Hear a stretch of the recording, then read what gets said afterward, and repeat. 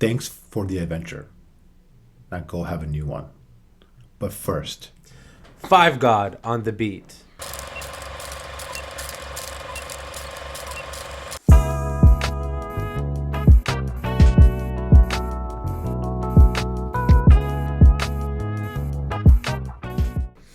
welcome to Pixar Week at the Deep Focus Podcast. As always, I'm your co-host Varun. What's going on, Murad? Chilling. We just talked about Pixar, so I'm really excited to continue talking about Pixar. And I want to see why Ratatouille was number 6 on your list, you heathen. So again, guys, this is the third episode of the week for our Pixar Week. To recap what has happened so far, so the Tuesday's episode was where we talked about the short history of Pixar, and we talked about the Pixar shorts and how you guys need to essentially watch them. They're amazing. They're almost perfect, and they're very short, so it's a very easy watch. Then we followed that up with yesterday's episode, which I'm hoping you guys heard already, but it was our we're going through our rankings for our top 10 favorite Pixar movies. Yesterday we went through 10 to 6. So to recap my personal 10 to 6 from yesterday, number 10 we had Finding Nemo. Number 9 I had Monsters Inc. Number 8 Coco. Number 7 Incredibles, and number 6 Ratatouille. What were your 10 to 6, Murad? My 10 to 6 at number 10 was Toy Story 3. Going up from there was Coco, Finding Nemo, Inside Out, and then Cars. So obviously we had a little bit different take on yesterday's list. I did go off a little bit on Murad. Well deserved, like he deserved it, and I'm still pretty upset about not where he ranked Toy Story 3. That's fine because this is based on our personal favorites, so it's the reasoning why behind it. Like, I have iPad pencil here. I was just gonna hurt you with that because that day was so awful. But I'll forgive you. We'll move on from it. We'll continue on with our top 5 today. So 5 to 1 will happen today. Plus, we're gonna do a fun little side ranking category at the end of the episode where we talk about some of our favorite parts about Pixar in general, whether favorite character, favorite villain, favorite moment, all that sort of fun stuff. We'll do at the end of the pod. But let's get into it right away. But as always, you can listen to us at the Defocus Podcast, whether it's on Spotify, Apple Podcast, or Google Podcast. If you're a visual person, you could see my anger, my hate towards Murad during last episode on YouTube at the Defocus Podcast. We are also on Instagram and Twitter at the Deep Focus Pod for all the latest movies, news, and updates. And we're also on TikTok, which I'm still trying to learn how to do, at the Deep Focus Podcast Clips. And all the links in the bio, so if you don't remember any of it, click the link below, click the link in our social media websites, and it'll be right there for you. I'm going to get you started off, Murad. So, again, we are at number 5. So, what do you have at number 5? Top 5. Number 5 would be Monsters Inc. Okay. Yeah, like I said, the higher up we go on the list, the more it goes into nostalgia for me. Monsters Inc. was such a classic movie. Everything about it. As a child, it was perfect, and now as an adult, is also perfect. None of this it's not like the perfect movie, but to me, it makes me feel like a kid. But I also now understand the message deeper as an adult. And merely just for nostalgia alone, and the fact that Sully is, I think, one of the funniest characters in Pixar, and I don't think he gets recognized as such. I think Sully is so incredibly funny, just in his mannerisms and the voice acting alone, and I don't think he gets enough recognition for that. But top 5, number 5 for me would be Monsters Inc. Yeah, I understand the reasoning behind it. Like, it makes sense. Like, Monsters Inc., like I mentioned during the last episode, it was the movie that I feel like put Pixar at that level where they could make any movie they want and people will pay and watch, no matter how it's received. And again, no studio company is perfect, no director is perfect, no actor is perfect, but that was their apex mound, their I'm here moment, because they then, like I mentioned yesterday, they followed it up In 2003 with Finding Nemo, they released The Incredibles in 2004, Cars in 2006, and Ratatouille in 2007. Right, so they had a massive run in the mid to early to late 2000s where they just brought a hit after hit after hit. So I get why, especially your reasoning behind it. So I have no issue with that. Be- because similar reasons for that, I know nostalgia wasn't something a theme I was going for, but I have Toy Story, the first one, at number Okay. five. Um, Spoiler, I already mentioned yesterday that Toy Story 3 was my highest ranked Toy Story, so we'll get to that where when we do get to that. But Toy Story was amazing. Like I loved it. Like the evil character of Sid, the whole story behind it, what the jealousy between Woody towards Buzz, it's everything about it was great. I loved it. Again, these were at the point of the list where they're lower on the rankings than some people might have it, not because of the flaws in the movie, but it's what other movies have meant to me. And Toy Story is one of those movies where, as a child, like when I think Pixar, I'm also gonna think Toy Story first over Mm-hmm. anything else, Mm-hmm. right? Because one, it was the first feature film that has ever come out by Pixar in 1995, and the impact and the animation it had, like it's safe to say, it's well ahead of its time. Like that came out in 1995. Could you imagine the technology they had back then for something like that? So that's my number five. Um, for me, number four, I guess though we're on number four. I had Soul. Soul mainly because as an adult, that movie made me ball out. Not in the sense that I went and spent a lot of money. No, I had physical tears welling up in Oh, my so eyes so so because so, so you do have emotions I because you do. I didn't do share have that a during. You have emotions, just not during good movies. Okay, yeah, exactly. I like garbage movies. No, I don't know. Soul to me was I I mean Soul had to be a movie that was solely just geared for adults. Like yeah, kids would like it, and the animation was really cool, especially when they went up to like the Soul Processing Center or whatever. It looked like the old Macintosh logo, which I thought was really funny. But I I like Soul as an adult. As a kid, I don't think I would like it much. But I think this was a movie that was just made for those of us who grew up watching everything in the 90s till from like Toy Story to Monsters Inc. And then now they're like, okay, now our viewers have grown up. Let's give them an existential midlife crisis. Then let's make them sad and toss them out into the world. And I think they did a great job because I can watch this movie if someone's like, "Hey, do you want to watch Soul?" 100%, absolutely, without a question, I would. I'm surprised how low Soul is on for you because again, Soul is one of those movies where it's arguably one of the Well, best yeah, yeah, Pixar movies. But I get why it dropped for me. For me, Soul again, it's spoiler, it's a lot higher for me. Um, because of all the things you said though, like that's why it's higher for me. It's because when and I mentioned this in the podcast before, I believe I can't remember what episode it was, but I talked about how Soul was uh a life changing movie for me because that's part of the reason why I decided to go after some of the goals I wanted, including mm-hmm. starting this podcast because the timing of it this came out a few weeks before we did the Mm-hmm. first episode.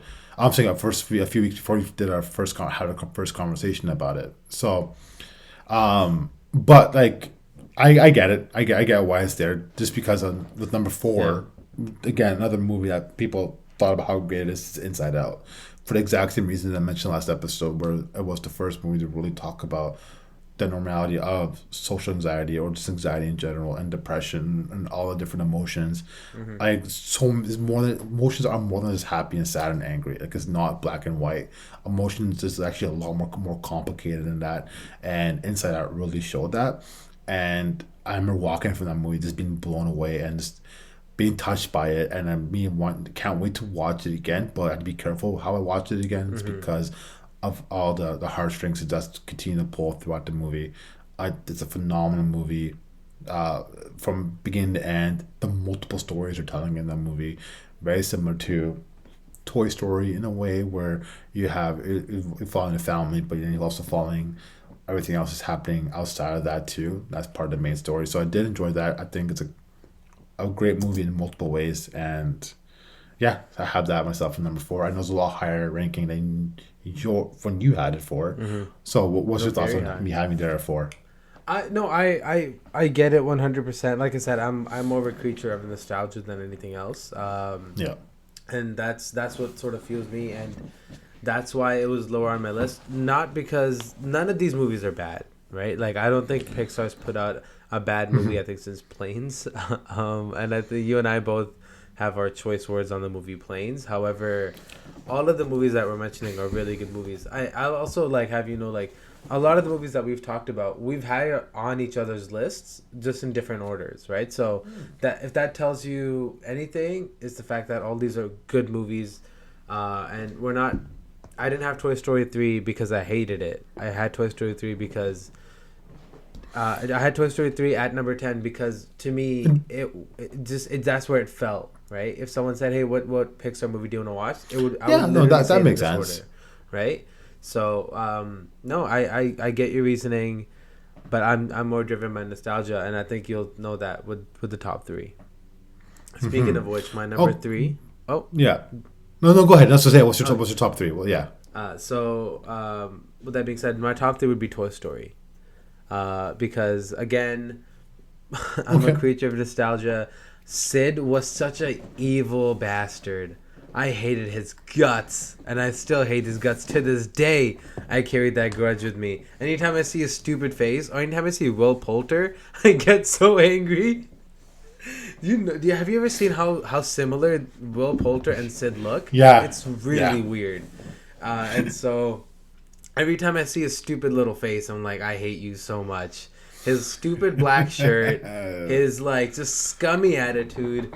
He looks like he grew up and smoked only cigarettes for the rest of his life, and so I hate him. But that's the passion that I have for that movie. Like I hate his fucking guts. But like everything else, like you said, the jealousy Woody had towards Buzz, and like them coming together to then like being inseparable best friends. It is a very well told story.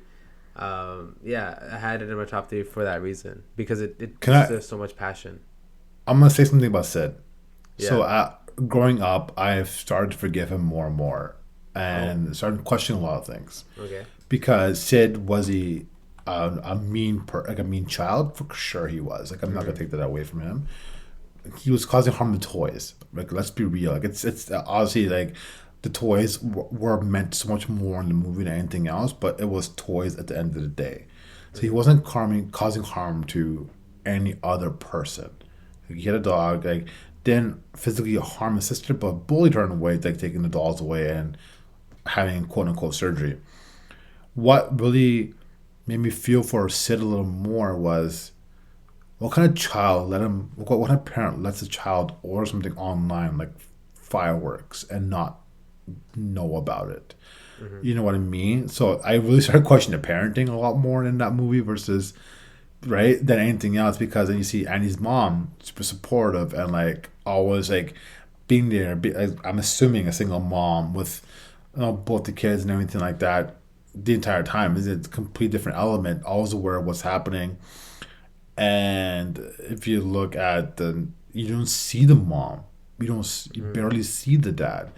So is that a symbolic of how the parenting has been? So I Mm-hmm. that's where I'm starting taking away from Toy Story, and with Sid. So I actually growing up, I actually do start feeling more and more for him, and he tends to turn his life around because in the later Toy Stories or later Pixar movies, I can't remember which one, but he's the Pizza Planet delivery driver. Like he has a job. He's doing something. You know what I mean? Like he's trying to accomplish things for his life and trying to go for something, even though he may not have the best environment to grow up in. Like he didn't grow up.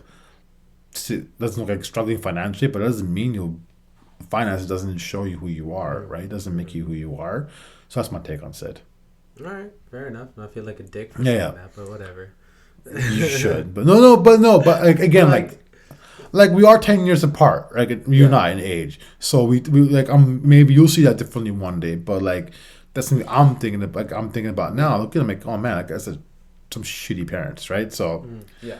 but again, we don't know the full story, right? But I think Pixar not showing the parents on purpose Yeah. in Sid Cells versus Andy Cells, it shows something more than it did before.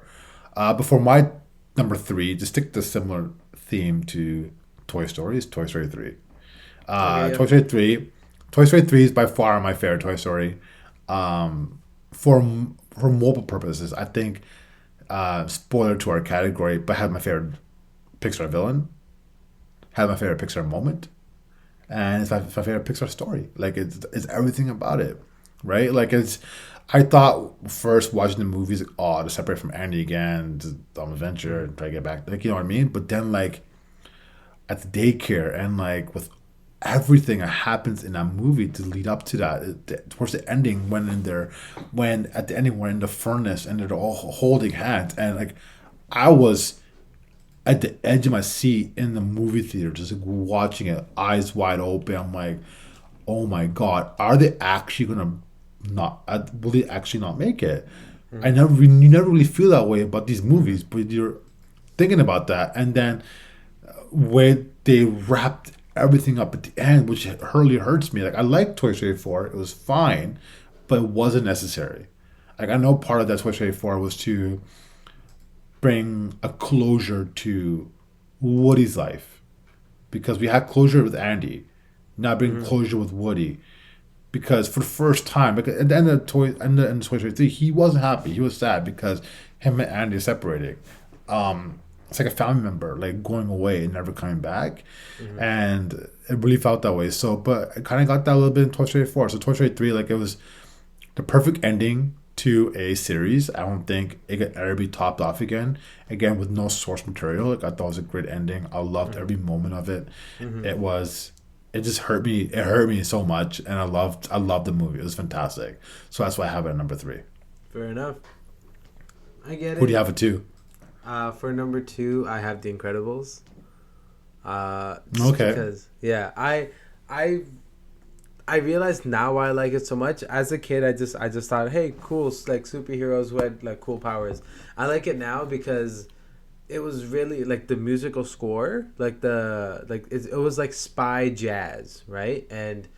Uh, and from what they were wearing to like the cars that they drove to the houses, it seemed very reminiscent of like atomic design in the '60s. And I didn't realize why I liked it then, but I know now I love like '60s atomic design a lot, and I love especially like jazz music from that era. So that's why I realized why I liked it so much as a kid. And anytime I watch it again, it's so much fun. From from Dash just running everywhere and just causing so much havoc to Frozone saying, "Honey, where is my super suit?" It's so perfect. It's such a good movie. It for me it had a lot of picks from our rankings that we're gonna do later. But my favorite moment, sorry, not my favorite moment, my favorite character definitely came from that movie, and my favorite villain as well. So it's to me it's such a good movie, and it doesn't seem like there's a lot of life lessons behind it, and so it's just a light watch, and you always walk away happy at the end of it, especially when like Jack gets so pissed and he's just like, "Argh!" And then like he just destroys everything. He's a really overpowered baby, but I think that's what makes it so funny. He's kind of like Stewie Griffin, but not. Yeah, again, like you really made it clear how your themes were nostalgic is. Like I get Mm-hmm. it why Incredible is so high for you, Mm-hmm. but no, that's not for me. That's Mm-hmm. why I had put number two is Soul Okay. for me, I right? understand. I get it. For the reasons we mentioned already. Yeah. And is so before we go off on why I picked Saw, it's weird we've gone through 9 movies now each, and neither of us have mentioned Up yet. So well, I'm gonna leave it at that. I'm gonna leave it at that. But yeah, so Soul number two for me. It was a great movie. It was Yeah. perfect. It was so good. Um, not as didn't have as much of a comedic part as Mm-hmm. it does in other Pixar movies. It Mm-hmm. is a little more adventurous and edgy to see it more than anything Daring. else. Yeah. Um, it has like funny like slapstick moments, but that's pretty much it. Mm-hmm. So the soul is fantastic. It hit me in every single way.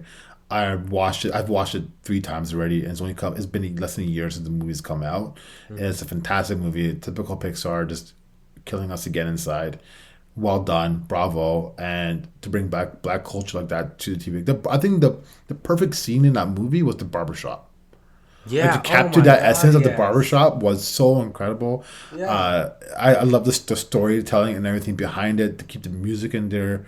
Speaking of jazz, like you mentioned last episode about having a white man doing like a jazz movie, or sorry, not the Mm-hmm. last episode, but the last Saving Jazz. Hot or Yeah. Not, right? Saving Jazz. You mentioned during the last Hot or Not, but like with this, like it was perfect from beginning to end. It was something we needed Mm-hmm. because of the time it came out during the pandemic, like Mm-hmm. right after Christmas, where a lot of us couldn't visit, see our families or anything like that, and we're questioning a lot what we're doing, and and that's how we'll always remember this movie. It was an amazing movie that sent a great message during a dark time in modern day, Mm-hmm. and it just reminds us like, hey guys, just don't.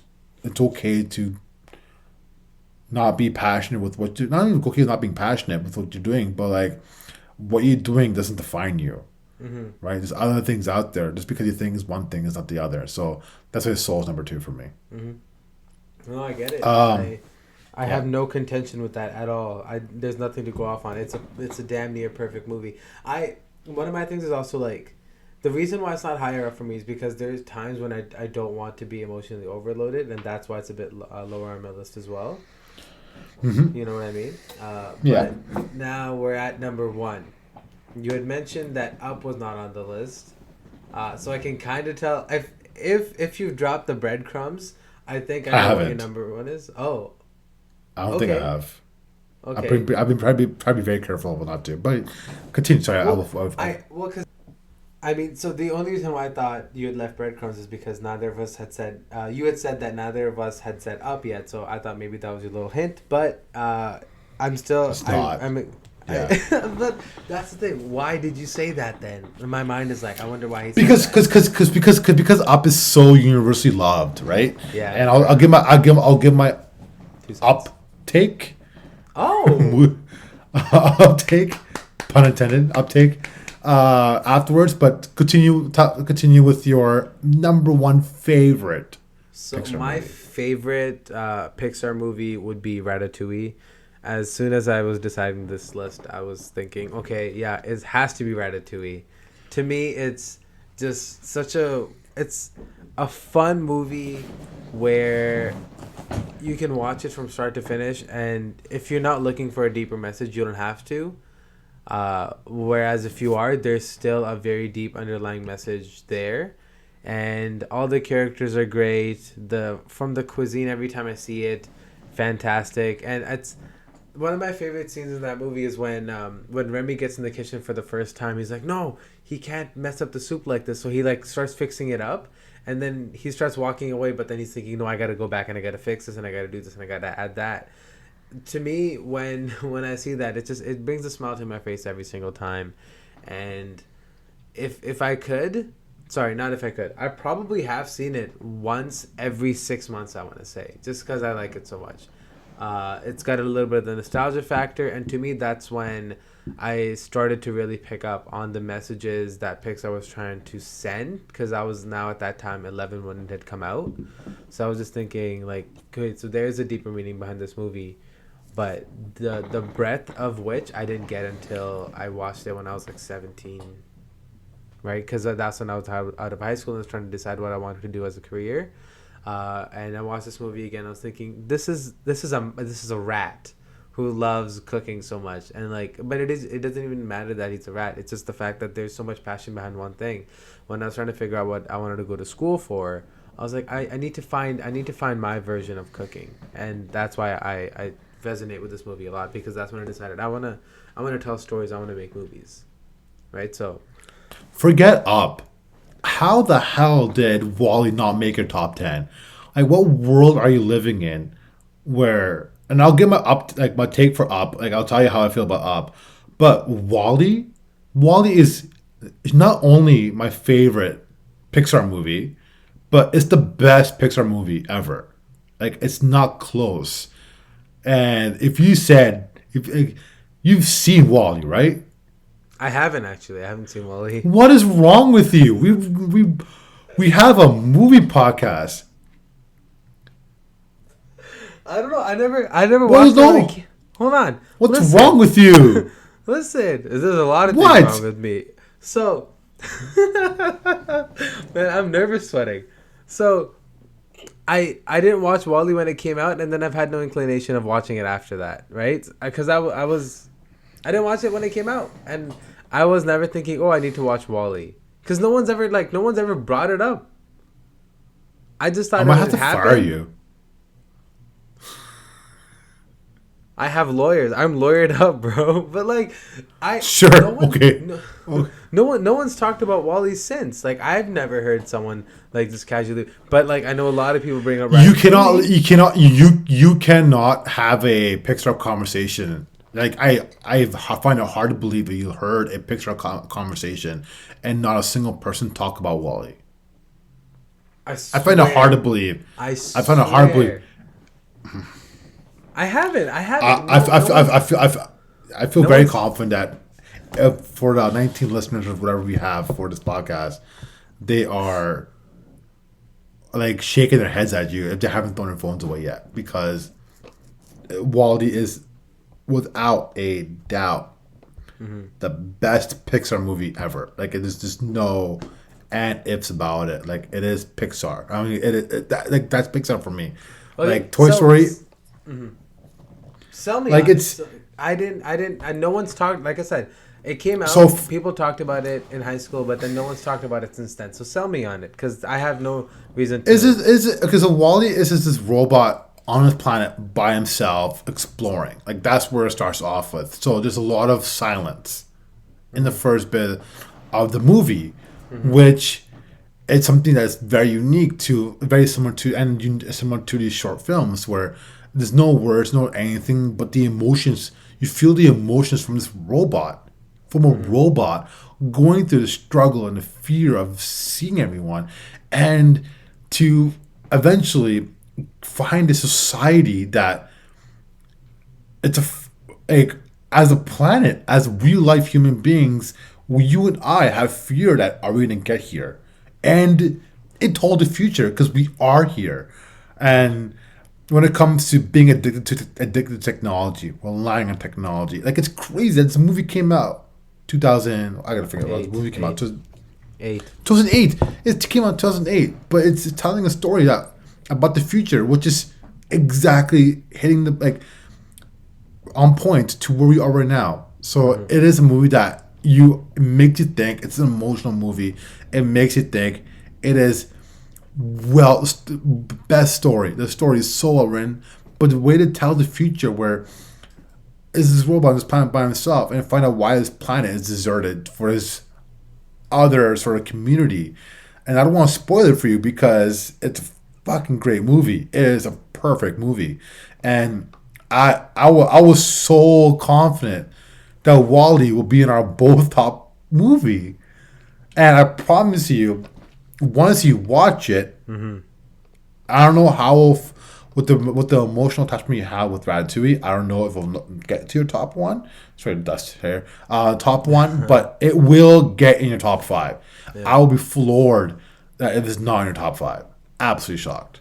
So, I again, it's not a hey, it's not an excuse as to why I didn't watch it, but I didn't really have a lot of access to like going to watch movies. To me at the time when I was like 12, I wasn't going to the theaters. I was watching pretty much whatever's on TV, and at that time it was a lot of Disney Channel movies, right? So like whatever, High School Musical and whatever else was on there. So it wasn't on my radar as a kid. And then when I grew up, I didn't really hear much dialogue about it, and so that's the only reason I didn't watch it. I mean, if I just saw the Rotten Tomato score, it's 95%, and so there's obviously something very, very, very good about it.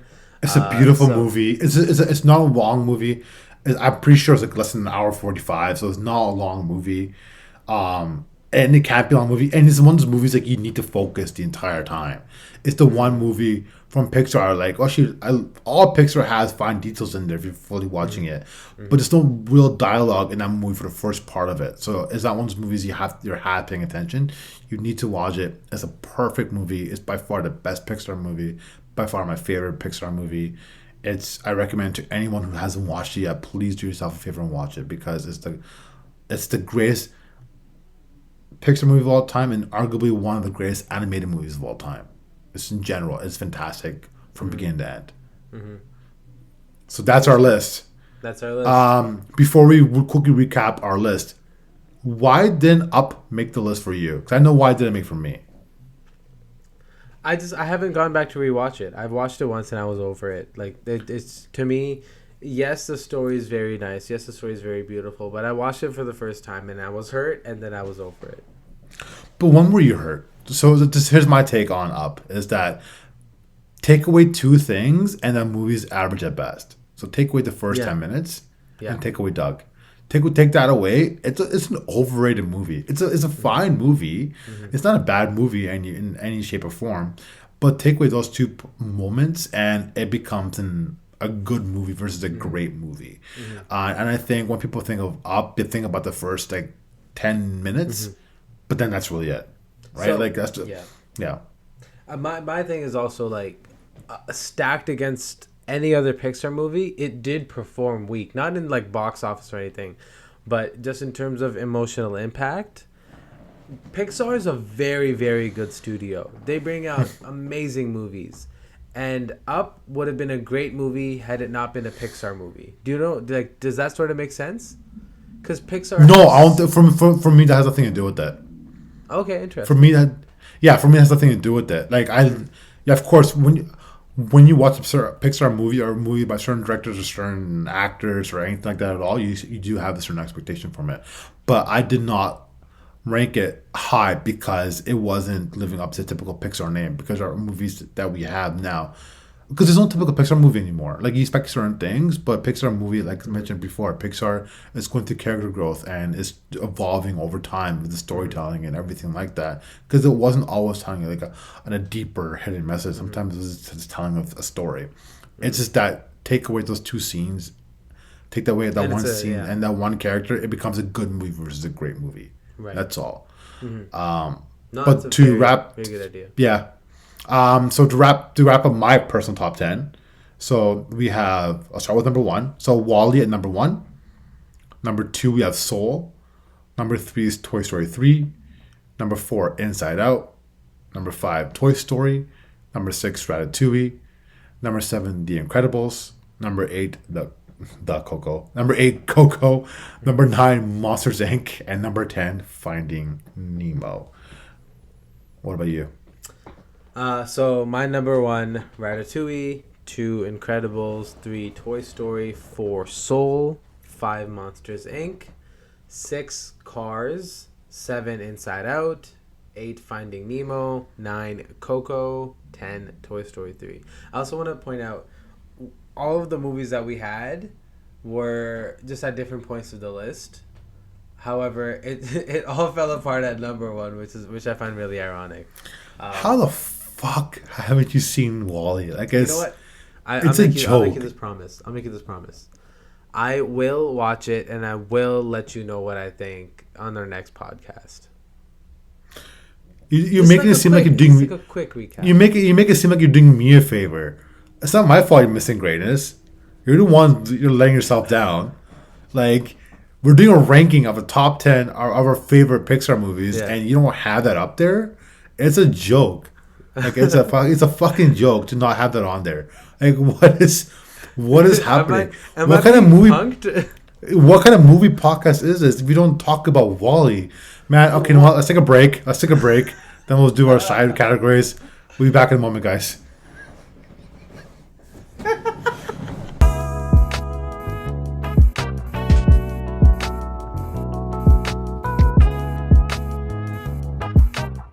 Welcome back, everyone. Like I mentioned earlier, we have a little surprise at the end.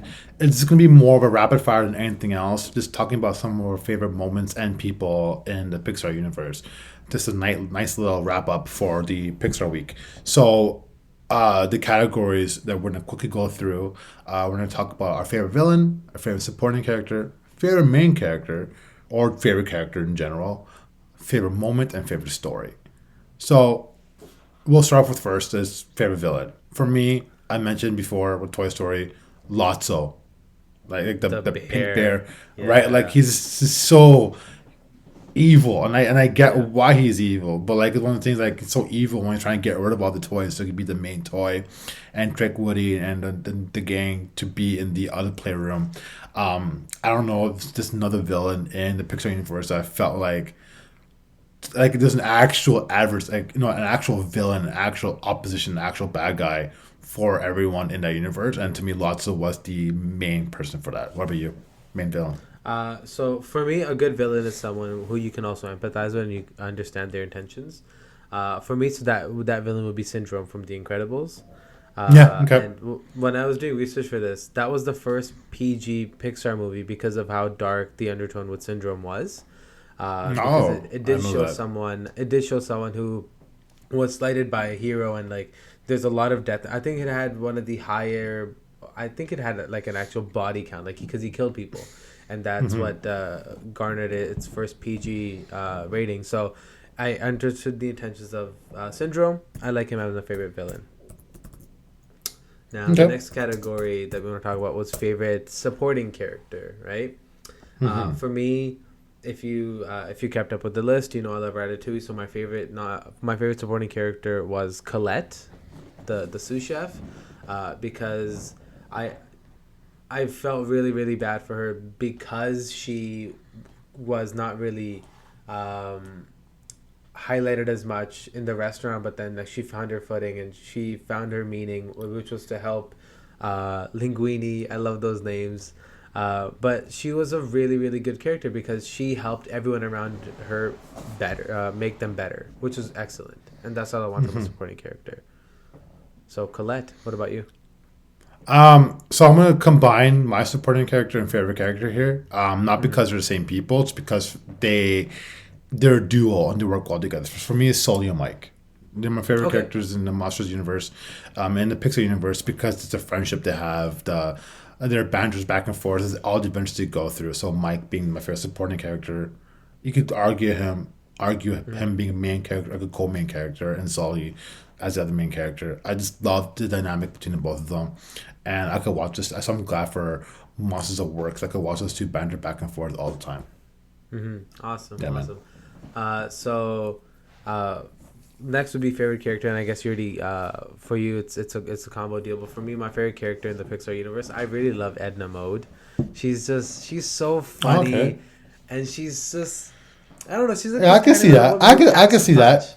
Yeah, I Yeah, can see that. and anytime they're in Edna's house, I love it so much, and I love anytime it's like even in James Bond movies where they go and they talk about all the gadgets, because to me I don't know why I love that so much. Anytime they talk about gadgets and like the cars that they drive or like the fashion choices and what the suits can do, I don't know, I really love that. So I love Edna because she's short but she packs a punch and she's feisty. I love her so much. She's very near and dear to my heart. So, favorite. So would yours then be Sully and Mike still, or do you think one is Yeah, supporting the yeah. other? Okay. So I'm combining both categories combined. I'm Okay. having this both. I just Okay. have to because they. I think it's a combo deal. You can't have one without the other. They work so well Mm-hmm. together. So whoever you think is the main or supporting, either way, you got to have them both. They're just Mm-hmm. fantastic.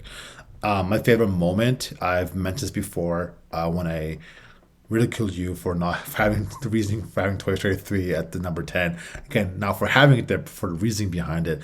That Mm-hmm. scene at the end when Andy's giving the toys away to that Mm-hmm. girl. And this every single time, I just felt so emotional behind it. It was such a beautiful moment. It would have been a beautiful way to wrap up the series if they just ended it right there. It was Mm-hmm. perfect. I loved every moment of it.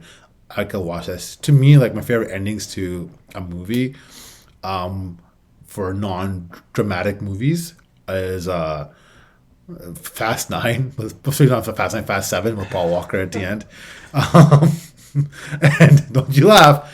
And with Andy and Toy Story 3 giving those toys away, Yeah. like two of my most emotional endings ever. It's perfect. It's fantastic. I loved every moment of it. All right. I kind of saw that one coming based off of your reaction when it ranked at 10th. My favorite moment would be when Sully says goodbye to Boo in Monsters Oh Inc. yeah, that's a good scene. That's a good scene. It's That's a just great scene actually. heart I might also wrenching. I haven't seen Monsters Inc. in a while, like in at least a year. I Yeah. might watch that tonight. It's it when I first watched it, I cried. When I watched it again, I cried every time. I don't cry now, but like it still gets me. It gets me welled up. But like when I was a kid, I was bawling my eyes out. But now it's just like it's so heartbreaking. But then there's a little glimmer of hope when he goes back and they fix the door. So it does leave you on that brighter note. But yeah, anytime I watch Monsters Inc., I'm like, well, here we go again. It's about to happen. And yeah, I don't think there's a more perfect scene in a Pixar film than that one because there's so much at play there. And so the next category I want to talk about, which kind of goes hand in hand with everything, is favorite story.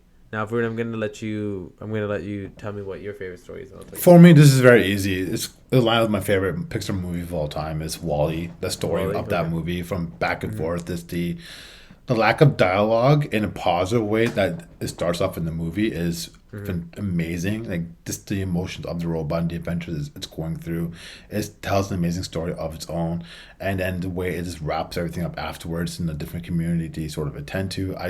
I think it's a fantastic movie from beginning to end. It's a near perfect movie, and I was quickly saying offline to you between our breaks is that really thinking about it, if someone told me today, like in their opinion, that Wall-E's the greatest animated movie of all time, I'm like, yeah, I can believe that. Like, there's some great animated movies out there that we really have to think about it. But Wall-E has to be mentioned as the Mount Rushmore of great animated movies, and the just everything behind it was perfect. I loved every moment of it, and then just all the different emotions you go through. That is, it's a great movie.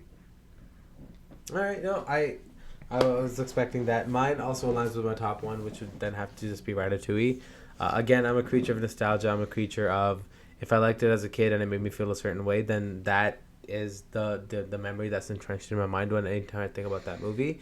So I mean, for me, it has to be Ratatouille. It might not be like the greatest, most versatile story ever told, but it's a simple story and it's told well, and I think it's a good blend of both of those things. Yeah, So, yeah. that wraps it up, man. That was a fun Pixar Pixar week. week. Pixar week. That was awesome. Thanks everyone for listening to us. If you are listening to us, if you're not listening to us, we still support. We appreciate the support of any way possible. Being Friday today, I hope everyone gets a chance to watch Luca this weekend because we will be talking about Luca on next week's episode as part of a movie review, obviously. And until then, catch you guys in the flippy flop. Peace and love.